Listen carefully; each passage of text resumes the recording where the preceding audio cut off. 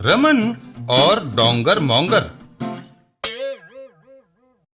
एक दिन रमन के घर के बाहर एक आदमी खड़ा होता है। ए, तुम मेरे मकान को ऐसे क्यों देख रहे हो? कहीं तुम आतंकवादी तो नहीं? मैं फिल्म डायरेक्टर डोंगर मोंगर हूँ। हम टीवी सीरियल की शूटिंग तुम्हारे मकान में करना चाहते हैं, किराया देंगे? यह सुनकर रमन उसे घर के अंदर बुला लेता है। आप बाहर क्यों खड़े हैं? अंदर तशरीफ लाइए। लोकेशन की शूटिंग 3-4 महीने चलेगी। इतने दिनों के लिए किराया 1 लाख रुपया देंगे। यह सुनकर रमन खुश हो जाता है। कमली, इनके लिए खाना लाओ। और डोंगर मोंगर के सामने खाना परोस दिया जाता है। मेरी फिल्म यूनिट कल से यहाँ आ जाएगी। बेशक। थोड़ी देर बाद मैं जाकर 30,000 रुपए का चेक एडवांस में भिजवाता हूँ। रमन और खलीफा।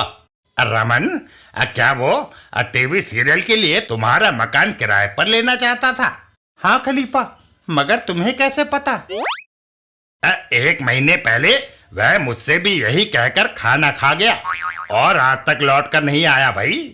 हैं?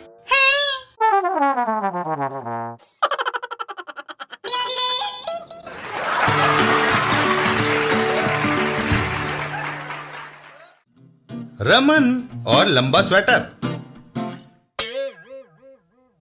एक दिन रमन और कमली। सुनते हो जी, मैंने तुम्हारा स्वेटर बुना है, जरा पहनकर दिखाओ। रमन स्वेटर पहनता है। मुझे इसकी जरूरत थी कमली। मुझ पर यह स्वेटर कैसा लगता है? बहुत खूबसूरत। कमली, मैं जरा बाजार का चक्कर लगाऊं। रमन घर के बाहर निकल जाता है। रास्ते में, ओए रमणा, तू नवा स्वेटर पाया है? मोगा सिंह, मेरी बीवी ने यह मुझे बुनकर दिया है। मोगा सिंह, तुम्हें यह कैसा लगा? रमन, स्वेटर जरूरत ना लो, ज्यादा लंबा है।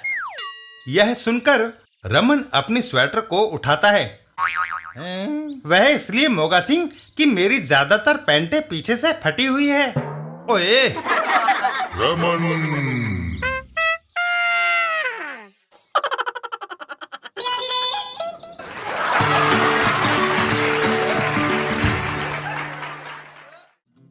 रमन और खर्राटे।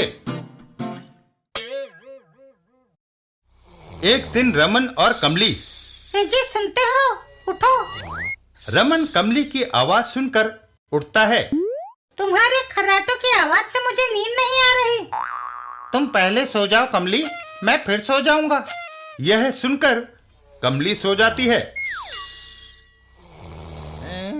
और फिर, कमली, अब तुम्हारे खर्राटों के कारण मैं नहीं सो सकता। तुम जाकर दूसरे कमरे में क्यों नहीं सो जाती? ठीक है।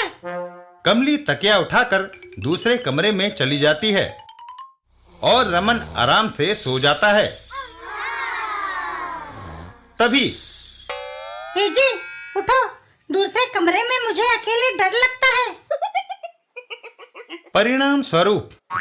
ठीक है कमली, हम रात भर जागते हैं और केबल टीवी देखते हैं। मैं तो कल दिन में सो लूंगी जी। और मैं दफ्तर में सो लूंगा।